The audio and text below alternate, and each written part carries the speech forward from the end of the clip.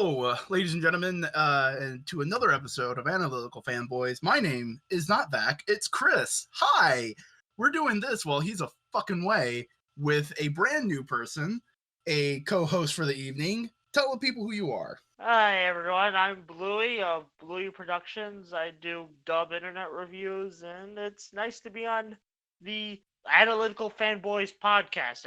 For a second I was going to say Modular Media, but I realized that's the channel, the podcast. Yeah, we're dumb. We don't know branding. Yeah.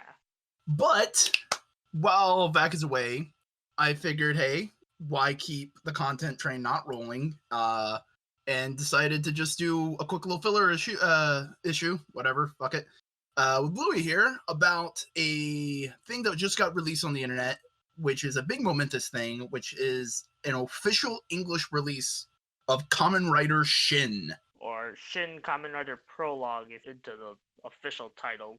I think at this point in time, Kamen Rider Shin is a more official title because it's not a prologue to anything. Yeah. I know they did do like a Sick Hero sequel, but I don't think that's been translated. Yeah. But, this is my first time watching this movie. Is this the first time you watched this movie? Yes. This is basically my third exposure to the Showa era of Rider. First being a few episodes of Black, second being the legal release of 1971, and then now this. Yeah. Show is a harder thing to get into, I think, for an American audience. I'd say for me, maybe because I've already watched a good chunk of Heisei, I'm more into Showa. I think my thing with Showa is that like it's more episodic, and also like it's not as easily like the fan subs aren't as easily accessible as a Heisei, so that's a Yeah, but hey, with Shout doing all that stuff, we may get more official. We're probably going to get a lot more Showa stuff first before they dive into Heisei. Yeah. I don't know, they're releasing something in May. They said, like, they tweeted out, like, hey, we're releasing another Kamen Rider thing in May. We're not, who knows if it's a V3 or Kuga. Those are, like, the two big candidate moments. Honestly, I think it'd be better if they go, like, Showa, Heisei. Yeah. Also, like, even though it's very expensive, V3 already has a legal release. Yeah. But, who knows? But this is Kamen Rider Shin of the titular Kamen Rider Shin, which I didn't know the character's name was Shin. So it's like Kamen Rider Craig. Yeah, it actually reminded me of the. Have you been watching 01? Because literally, they call like there's two villain riders, and they call them Kamen Rider Jin, the guy's named Jin, and Kamen Rider Hirobi, the guy's named Hirobi. So it's like that might have been when the writer might have been throwing back the Shin with that. Who knows? It just. Like, to an American ear, to an English-speaking ear, it sounds cool because, like, oh, cool, it's Japanese and you don't understand shit. But to a Japanese ear, it must just be like, Kamen Rider, Bill. Yeah. It's the same kind of thing with Akira. You know why the character's called Akira in the movie, right? No, I still need to see that. I have a lot of gaps in my movie education, so I need to see that still. Yeah, but I'll get around to it. Yeah. No, we got plenty of time. But no, in the movie, there's a bunch of Akira's like a big psychic energy person thing, and a bunch of people worship it. But Akira's a really common name in Japanese, so it's literally like praising a person named William. Praise William. And it's just like, okay, that's weird and creepy. Yeah. But speaking of weird and creepy, this is a horror movie. Yeah.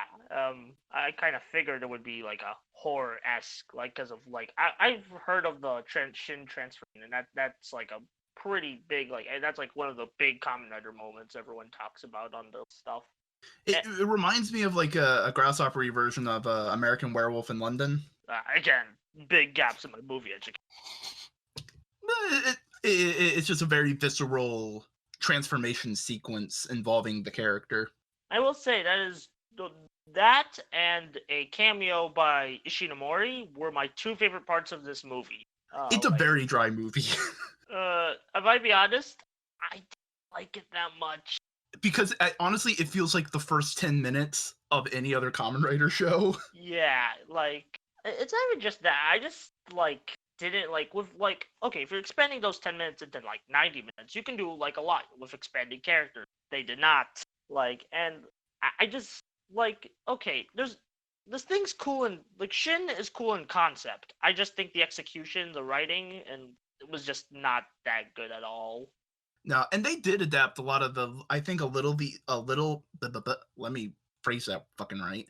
they did adapt a bit of the little ideas in Shin into like early Heisei, Yeah. like brand new humanity that's in like Agito. Yeah. I've only watched 10 episodes of Agito, so like maybe that's like towards the end. One of the first two, like, or Fies. It's just like that early Yeah, Heisei Five. has a Yeah. Like the concept, like comparing Shin and Fives, you can similarities there with like the Orphanox and such. and then like there's a little bit of Shin and Gills. Yeah, a lot of Shin and Gills. Then the entire concept of a more mature writer was kind of like I haven't finished Amazons, but like from what I've seen, it's kind of been not perfected, but better polished in Amazons. Yeah. Like honestly, because I think Amazon's was able to finally just get the whole thing out done in done in full. Well, this was going like, all right, we hope they like the first part so we can make a second one. Yeah. Problem is you gotta make the first part interesting. Yeah. And this feels very much like a thing that you go like, okay, there's a couple of questions and now I want to watch the second episode. Yeah. And honestly, like even as like a first episode, I don't think like there's been like way better premieres that like hooked me better, even from Showa. Like the first, I don't know.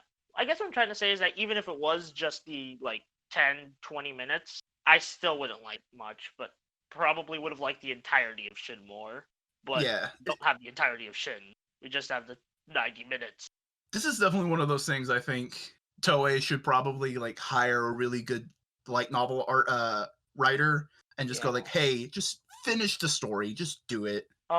Like I could like if the I'm not even sure what the actor's doing, like specifically Shin's actor. Like I have no idea what he's doing these days. So, like if they can bring him back and do like a special like B cinema thing, that would be cool. Like I think, and probably infinitely more interesting than this movie.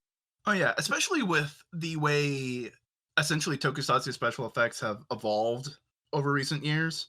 They can do a lot more. Like again, do this like Amazon's or Garo. Yeah. Oh yeah. Like I like my main thing was like how they could modernize it was like something similar to like Versus Road, which just started airing at the time of recording. There, like Shin is very much a good kernel. You can see the Yeah. great idea in it, but I it's think the marred best by like Yeah, I think the best way to describe Shin is that it could walk so that like literally every other mature Toku could run. oh yeah. Like I even saw some elements of I posted a trailer in my server, my Discord server, hint hint plug of the there's a new tokusatsu like American Canadian film going to be coming out soon. It's like Murder Kill or something like that. Oh, I totally missed out on the server. Hold on, it was a while ago, so let me. Nah, Oh, Psycho Goreman. Psycho Gorman. That's okay. You know what? That's an awesomely dumb title. I'm gonna watch it just for that. Yeah, but like I saw elements of that. This is a really interesting piece of Kamen Rider history, and if you're a Kamen Rider fan, I definitely think you should watch it. Yeah, like it's still like hot take. It might be my personal least favorite thing I've watched out of Kamen Rider. But I still think it's worth a watch, if only for the effects, because the effects were pretty cool. Like Oh even yeah, what we've seen of them. yeah, like I think like if it continued doing a trilogy of movies, the effects could have like we could have got some pretty epic battles and Oh yeah, but the transformation, the makeup for the transformation, the first one, yeah. really top notch. Also, Shin's suit is just wow. That's a really good suit. And I'm lucky that like not lucky. I'm glad that they're using it for like net movies so they can flex it on us. Yeah, and there's a kind of a silver lining to the fact that they didn't make a full trilogy because I've heard like rumors that like he would eventually get more traditional Kamen Rider armor. Yeah. Honestly, like yeah, that would kind like as much as I didn't like this, that would kind of ruin the entire concept of Shin. But like kind of like he truly becomes the hero he was meant to be kind of thing. Yeah. Oh, yeah, I mean, But that could work if they did it well, but with how dryly this was written, I don't think I would not feel anything. Just be like, hey, cool, he has a cool suit now, like more yeah, armored. but because he didn't in any of the crossover movies we've had, he's a really cool, interesting design just sitting there, and it's like, oh, cool, that's weird. Like, was he like I haven't watched Showa versus Heisei, but was he in that or no? he wasn't there, and he was standing next to all the like goofy ass Showa people. What the? It even like, man, that's weird. Just because So it's like, I've heard of Showa versus Heisei, like I don't remember Shin at all being like, no one has ever mentioned Shin in there. Just the fact that he's just there, just randomly like, hey guys, I know like from what I've heard at the end of Black RX, all the Showa writers like team up. I know like I'm not part of that gang, but let me just sneak in here. yeah, like, oh, we have a person coming in who's an old friend of mine. Indeed. Hello. I didn't inform anybody else in the server that I was recording a filler podcast episode. You know, I saw recording and I was like, is that? And then I realized it was a bot. I wasn't quite sure. Hello, I apologize for interrupting this stream. Yeah. It's fine. We're just talking about Kamen Rider Shin. So I have not watched it, so I have nothing to add to this conversation. it's about a dude who turns into a were-grasshopper and like decapitates fuckers.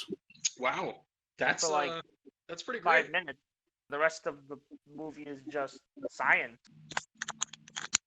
But is that kind of like 90s science where there's still like gothic candelabras in the laboratory? Oh yeah. That was like that's like part. That was like one scene of science, but the other science is just like okay, I don't get it, but okay, I'll roll with it. It's about the ethical ramifications of super soldiers. So you're telling me that Captain America's running around with Kamen Rider? Basic.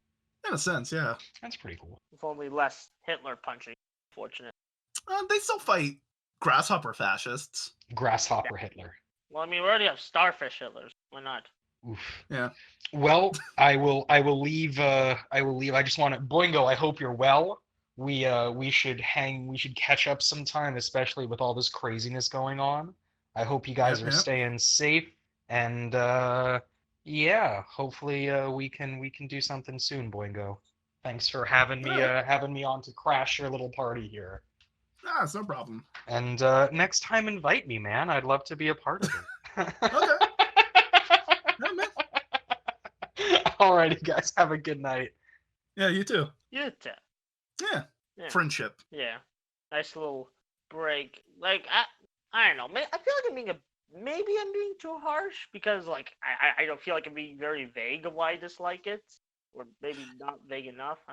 I mean, I don't think you're being harsh. It's all valid criticism. It just feels like it's kind of like complaining like of an older film of like, oh man, the acting's a little weird. It's like, yeah, it's kind of the time. It's not really the time. It's just that like I've been enjoying from what I've seen other Showa stuff like Black in '97, and I'm just like, well, not '97, '71. Oh yeah.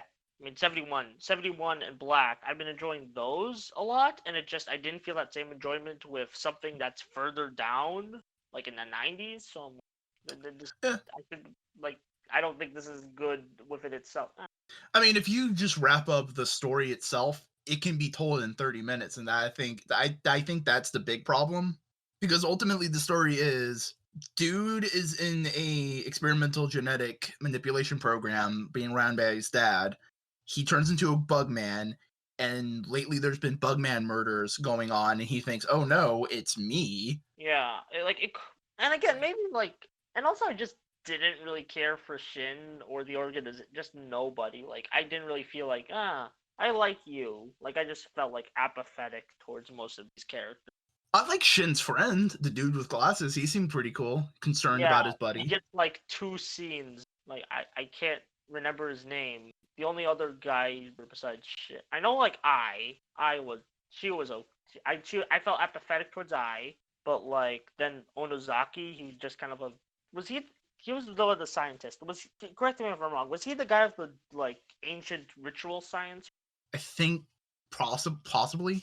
Yeah, he was. I'm pretty sure he was. But like those are like, and the organization, which is just a organization name. I really want to make a Kingdom Hearts joke, but I don't know where that would lead. To darkness. Exactly. It would lead to darkness and a weird retcon in Final Fantasy VII Remake. I actually did so. Yeah. But and then basically it's just like, oh, Kamen Rider bullshit for the rest of the movie. I mean, I like me some Kamen Rider BS. Problem is, we didn't get enough of it. Like, I felt like there should have been more. Like, I don't know. Again, I guess maybe just because I heard so many people praise this movie as like a very like unique part of the franchise, but now I'm just like, oh, I don't feel anything. Eh. And I mean, I don't think it's top tier thing. I don't think it's one of the things you have to watch if you like Kamen Rider. But I do think it's like one of those things, if you're interested in tokusatsu as like a concept, as a genre, this is one of those things that should be on the list along with like the original Ultraman, the original Godzilla. I could see that. Like maybe I wouldn't go so far as to see on a must see list, but as a curious like experiment, like if you want to look at like weird toku experiments that led to like greater things down the line, I think this is right up. Yeah, Weird. like Tetsuo the Iron Man, stuff like that kind of weird. Like that they're not necessarily good, but they helped in the long run. Yeah. But overall, I think it was it's okay. It's fine. I'm more like I'm kind of more negative towards it because I'm just more negative towards it, but it's not offensive. Yeah, it's a 5. It's a 5 or a 4 on you. Yeah, 4. I would say it's 4. Yeah. It could have been more, but for what it is, it's okay. Yeah. But one thing I do really appreciate with this movie is I have a very big soft spot in my heart for that late 80s, early 90s Japanese aesthetic, and this is just drenched in it. Oh yeah, I forgot to mention the music. It was good. I didn't like the ending theme, but like I like the background tracks.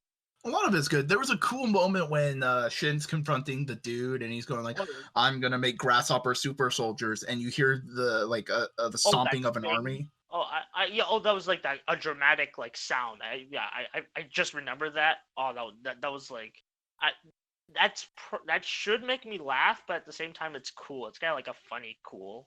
It's very metaphorical, symbolic kind of thing, but it's symbolism a la Pan to the face.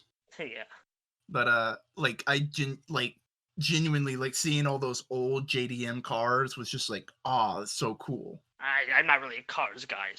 I'm a weird cars guy. Like, yeah, sure, Ferrari, Lamborghini, all right, cool. Oh shit, is that a Honda City Turbo 2? I don't know any cars, so I can't comment. A Honda City Turbo 2 was a tiny like hatchback Honda made for the Japanese market that came with a tiny foldable moped. Interesting. That's why it's called the Honda City Turbo, because you go into the city and then you can take the moped out and travel around and do your business. I hear yelling. Hopefully, is it catching on the mic? I heard nothing. Okay, good. So we're fine. Ignore my worried. So is that like all for Shin? I got really nothing else. There's not much else to really go on about with Shin. Interesting concepts used more in Kamen Rider.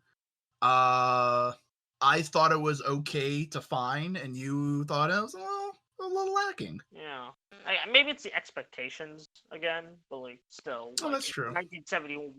1971. I got it right. If 1971 can entertain me more than this, then I think there's something lacking. Yeah, and it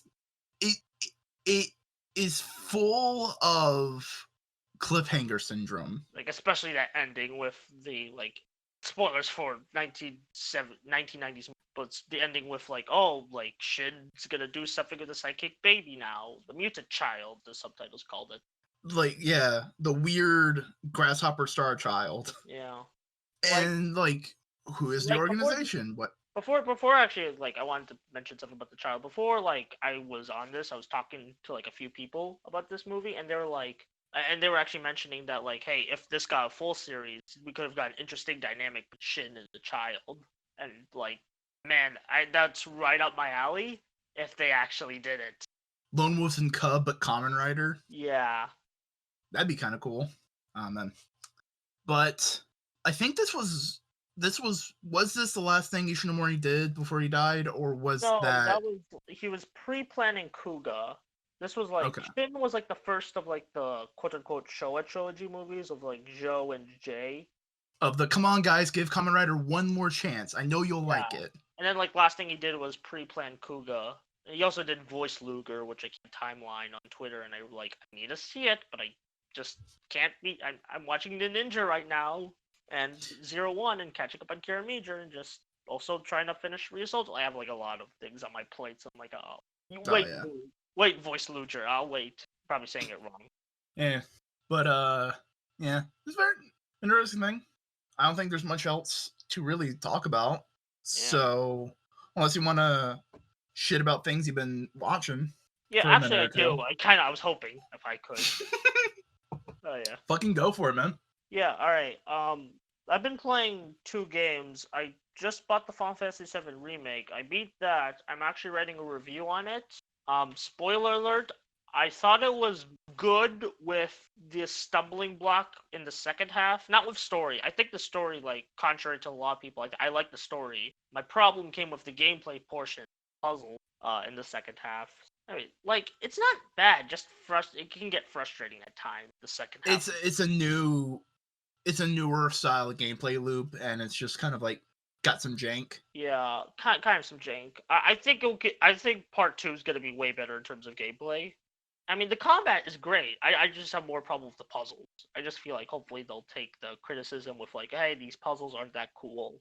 Like, improve on them. And the other game I've been playing, it's more because Quarantine Blues has gotten me. I've been playing one of my favorite games, Pokemon Black version.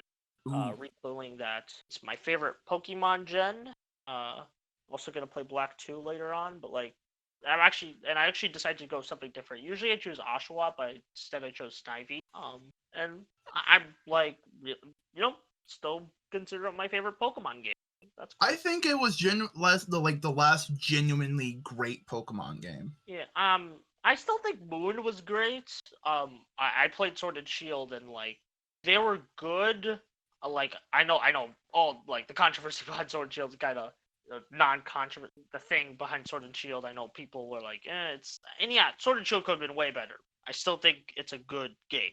Like it could have been better. Still a good game in my opinion. But I do see why people consider Black to be the last great one. Although I do think like Sword and Shield and Moon have like better quality of life things, like getting rid of those darn HMs. Yeah, no, I'm not saying like mechanically the newer ones aren't better. I'm saying like going into a brand new world with interesting things, trying to shake up the formula and not just like here's a new thing. Yeah, I really want them to do another like, oh, it's all new Pokemon. Like just go like, hey, your old mons are still there, but they're not going to be there until after you finish the main story. Make some new friends while you're at it. Honestly, I think if they did that for Sword and Shield, 90% of people wouldn't be pissed off with Dex bullshit. Yeah, you're valid. Another thing, like, although I did hear people weren't happy with Black and White at launch, but like, then again, like, Pokemon fans, from what I learned, are never happy. Like, and I'm like, you can valid voice your criticisms. I just feel like, hey, you can't like being angry all the time ain't that healthy. Like, you gotta talk about something you like. I think the biggest problem is people are targeting their anger at like Game Freak and going like, oh man, they're being lazy and they're not putting the effort in. They could make an amazing Pokemon game if they really wanted. And I go, sure they can, but they have to deal with the fact that they have to line up a brand new game with an anime adaptation, manga adaptations, card game, plushies, toys. That is a multi-billion-dollar thing, and that needs to be on fucking time. Yeah, also Pokemon Company, like, maybe they aren't giving them enough money or resources to do it. Yeah, it just feels like if Game Freak was able to take 2 to 3 years to make a Pokemon game and not just like the 1.5, I think their dev time usually is. Yeah, I mean, like, they're always like working on like yearly releases. I think that's the big problem where they always have to pump up. Oh, we have to pump out Let's Go Pikachu and Eevee, and we have to pump out like a DLC for Sword and Shield. Yeah, but that's the problem. It's like they have to do the year releases because the anime's doing this is doing that, that's doing this. It's just like it's kind of like an unwinnable situation right now. Yeah, unless like it's capitalism. Yeah. That's the market. I mean, the only like the I'm basically spitting out a theory right now, but like, you know how the new anime is like all regions? I could see that using them like stretching out like the anime to be longer so they can give the like since they'll have a lot more to work with right now with the concept of all regions. Like I could see them stretching out the game dev for the next title longer so they do that. Or they could pull an Activision and basically hand the franchise off between two different dev. Ubisoft also does that, I heard. So Yeah, Ubisoft does it, but like I think they're all in house. I think yeah, Activision kind of other Montreal and France. I think are the main studios. no A bunch of Ubisoft French speakers. are Europeans. I think But they're I the don't only think- major European game dev left. What happened? Who were the others? Like, I'm genuinely- Maybe Infogrames, which rebranded to Atari. Yeah, that's And there's like 50 Ataris out right now. I'm sure. Psygnosis, who made Wipeout, I think. I never played Wipeout, so I don't know much of this. I am basing a lot of my knowledge of European video game history off of like Slope's Game Room. I should check. Dude. Like I'm always looking for new like game like information game YouTubers. So I'll check that out sometime. Because Yeah, he's a British dude. He used to be like a rave DJ who also plays games. So he brings up rave and DJing all the time. sounds right up my alley. Actually, I like me a good dance. So Yeah, but like, nah, I've just been playing Dragon Quest XI. yeah, actually, I have that on the PS4. I got it for like Black Friday. I know there was a Switch version, but darn Nintendo tax. So I just got the PS4 version of Soul Calibur 6, Blaze Blue, Cross Tag Battle. Both of which I dropped because Soul Calibur I just didn't like. I just like right now haven't been invested in, and in Blaze Blue it just there's nothing to. Yeah, that definitely seemed like one of those fighting games where the community was very much only when it was just released. Yeah, and honestly, the only No reason long. I really bought Blaze Blue is because it had Ruby characters in it. Yeah. Though I've seen some stuff in the new Guilty Gear and that looks interesting. I like the theme song, like the what's it called, smell of the game. I like that. I heard I've been hearing some mixed things about the game actually. Closed beta thing. And I'm like, well, like honestly, fighting games are really they're kind of a hard sell for me because like either you need a lot of content, but like you might it's kind of like that content balance because a lot of it's locked behind DLC. Yeah, I mean, to an extent though, that's a relatively understandable business model. Yeah, but like if you're selling me a $60 thing with like barely any, like No. like If you're gonna do it, honestly, a really good and interesting way to do it would be sell the game for $20 that gets you the arcade mode, a practice mode, and online mode, and you get like 10 or so characters. The big players, like if Street Fighter, you get Ryu, you get Chun-Li, you get Guile, you get like the major players, the ones that a lot of people use, and then 5-pack character packs for a random assortment, or you can buy the individual character that you want, that's your main, for like $2. Yeah, Killer Instinct did that. I think the Xbox Killer Instinct. Yeah, And, like, I've heard everyone really good loved things that about one. that. Yeah, I used to have an Xbox, but then it got sold because my brother wasn't using it anymore. But like I played it and like it was like surprisingly good. I was like, wow, this is a good fighting game and not just free to play BS. Because it was they have a free version of Yeah. And then like I could also Battle for the Grid kinda did that and it has really good gameplay. I'm just kinda ticked that like most of the starting roster is kinda lame thing. Like mostly like Mastodon Sentry, like he plays well, but really I think that's probably more the developers were going like, okay, we want to have this kind of gameplay style. Who in the Power Rangers cast kind of fits that? Oh shit, no one. This one weird minion from the comics does. Shit, I guess we got to use that. Adapting those comics. Yeah, but like the interesting thing is there's a guy who does fighting game community kind of content called Maximilian Dude. Oh, I know him. I know him. Yeah. And he knows nothing about Power Rangers, but he gets so hype at character reveals. I saw his like Quantum Ranger reaction, and I'm like, man, like, I'm not gonna like, you know what? Let him have his fun. I'm not gonna correct him on this like one little detail he got wrong. Yeah, no, but it's also like a genuine excitement. It's like, oh man, this character looks really cool. And it's like, yeah, we've known this guy for years. Of course he's cool. Yeah, like of course the Quantum Rangers. That's like the big one that comes to mind because everyone like in the Battle for the Grid, like exclusively Battle for the Grid, will not shut up about the Quantum voiced by.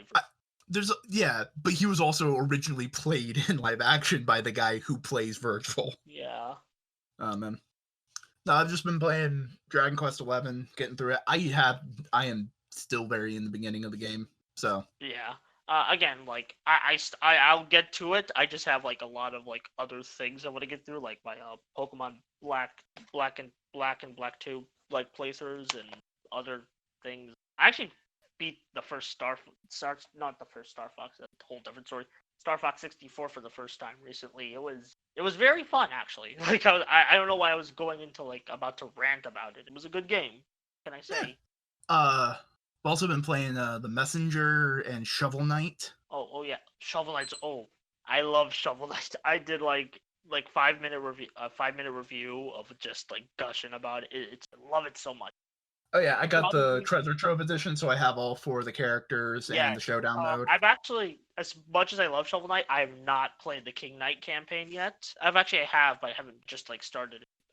I'll get to it eventually, but Plague Knights, from what I played the Plague Knight and Spectre Knights, they're still like you're getting a really good. You're like getting like 4 great games in one and an okay fighting. It's Yeah. Trying to. I really have nothing else. Yeah, no, but I did one thing that's fucking stupid. What? I got caught up to One Piece. Oh, like the manga or the anime? I'm pretty sure. The manga from Yeah, I chapter actually started- 400. Whoa. You mean 900 or no? 900. No, I started from chapter like 440 something Ah, and got caught up to 977. I mean, I'm starting from the beginning. I just got to the part where Sanji shows up. I haven't read past Send. I'm kind of taking a break from One Piece right now because I want to read this really cool canceled manga that it just got canceled. Zip Man. I'm not sure if you heard of it. Oh yeah, no, I've seen that on the Shueisha Manga Plus app. Yeah. Oh, it's very good. It had really good ideas. It got canceled after 17 chapters in, and it got an ending. It got an ending, but still, like, this had so much potential, and it's now like in the Shonen Jump backlogs. Yeah, that's the thing about Jump is the really good shit comes up to the top, but the pretty good shit that in any other magazine would be like the marquee title just has to be dropped because shit, it's Jump. We gotta be competitive. We gotta be cutthroat here. Yeah, some argue a bit too cutthroat. Yeah, I mean, yeah. But if they weren't as stringent as they were, we wouldn't have stuff like My Hero Academia. Yeah, which I'm about to finish. I'm watching the anime adaptation, so like I watched I read a bit of the manga, I'm about to finish season 4 soon, halfway through. Yeah, no, like I'm one of the I'm like an OG with Hiroaka because I started when there was only like 9 chapters released. I'm just sad because I thought like I was gonna be on top of the Zip Man crate. I thought like, okay, this thing has to blow up. People gotta like it, right? And then it just got. Nah, Dang it! Jump. Shueisha's just in a big superhero thing right now because they have Hiroaka, and then they have Chainsaw Man, which is kind of superhero-ish. I need to see that. It's been on my list. As soon as I like finish up Zip Man, I'm gonna like get to like Chainsaw Man because I have like a friend who they love Chainsaw Man. I'm a little afraid to get into Chainsaw Man because I read the author's previous work and it was a weird psychedelic fucked up fever dream. I mean, like, I don't mind a good one done well, and I heard it's done really well. Yeah, it's just more of like I'm not in that headspace right now to kind of do that right now. Valid, especially with everything going on.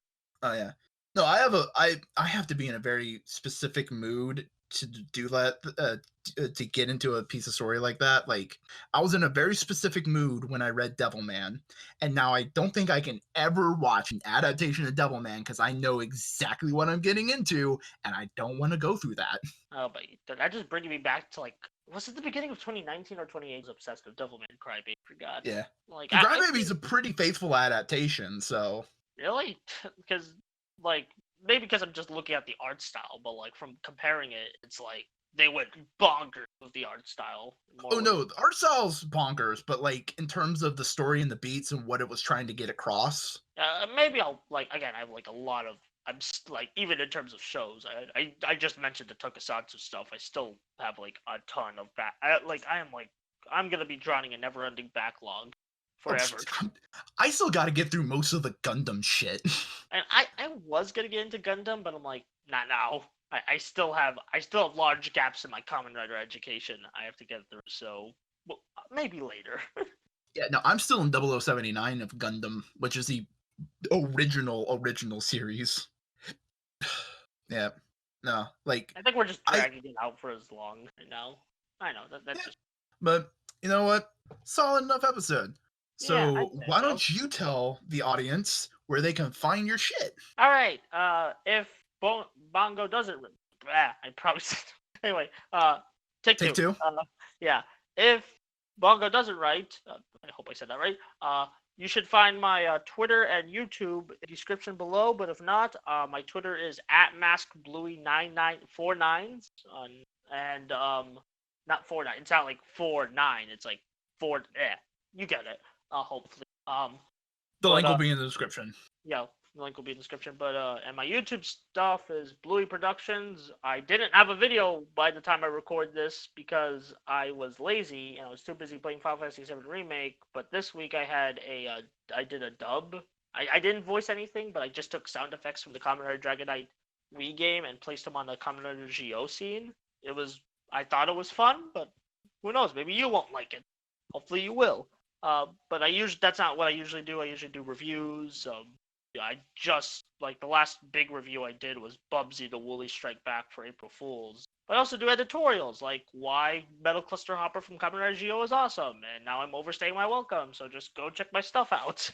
No, you're still welcomed here. Yeah, I was talking about like speech staying. Yeah.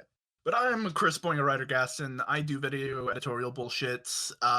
You can find my shit on Boingo Writer on YouTube. Link to that is in the description. You can find me on Twitter.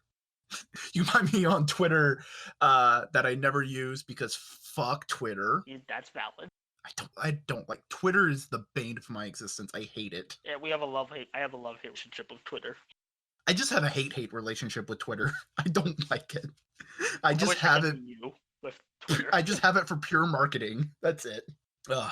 And I have an Instagram, which you can follow that at both of them at Boingo_writer. And if you want, you can join my Discord server. Link to that is in the description. And this was a 0.5 of Analytical Fanboys. Vac should come back one day if they find him. Wonder how he's doing on his quest. Who knows? He's probably found like at least one crystal or something. Wonder if he went to the psychedelic dream sequence yet. I don't know. He probably ate some peyote.